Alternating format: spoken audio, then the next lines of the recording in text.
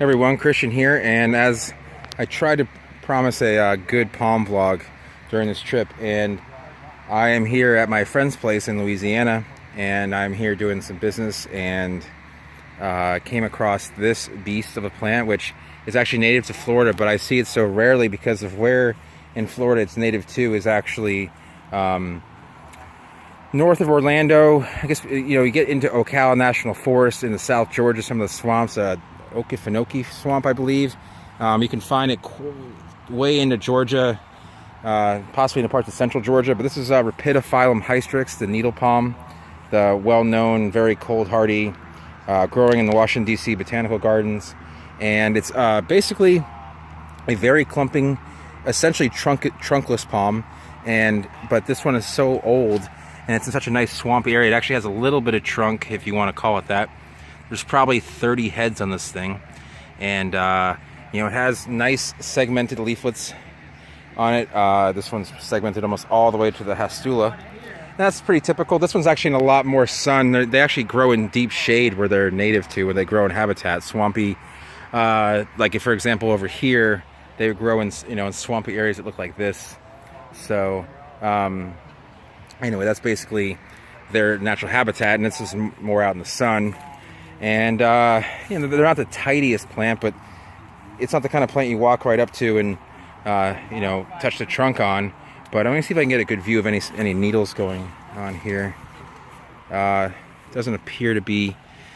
I don't know if you guys can see that in there, but there's a bunch of needles that kind of hang up and protect the crown from any real damage. But these guys, the seed on these guys is gonna look like almost like a lima bean with a cut down the middle, I believe, is what it looks like.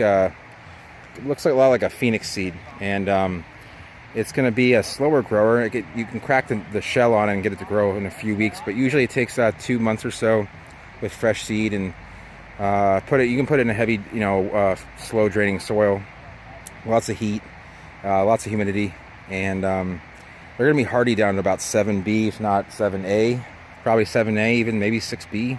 Some areas, protected 6B areas. So Long Island, you probably grow this. You can grow it in DC. You can grow it in like coastal Jersey.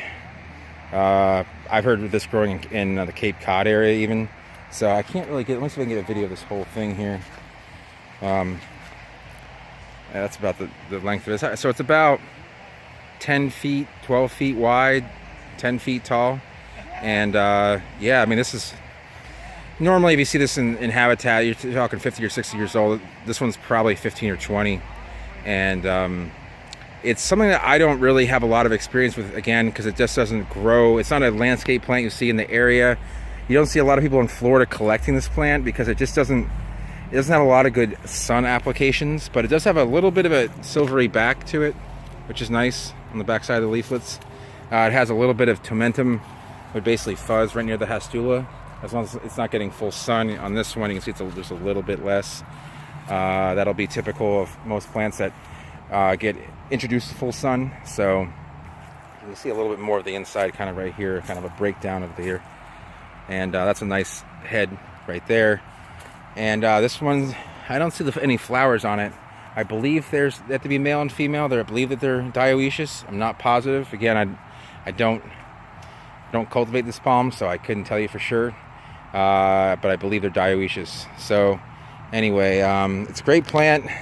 They don't dig very well, so if you're going to plant it in the ground, make sure that's where you want it to be, because this is almost impossible to dig up without killing at least much of the plant.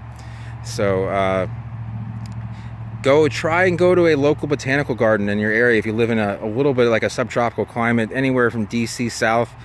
If they don't have a plant like this, try and get them to get one. Give them one. Give them a 3-gallon if you have it, or try and get them to get one. And they'll be surprised how well it will grow. This is I'm in an 8A climate right now, and this is in heaven right here. So it's just not native to this area. It didn't get out this far west. So I think that's about it for the needle palm. But it's a great palm for people who live in cold climates. That's why I want to do a vlog on it. It's always talked about, and this is a massive one. This is what it will look like when it gets planted out. Let me see if I can back up and get another shot from this area here.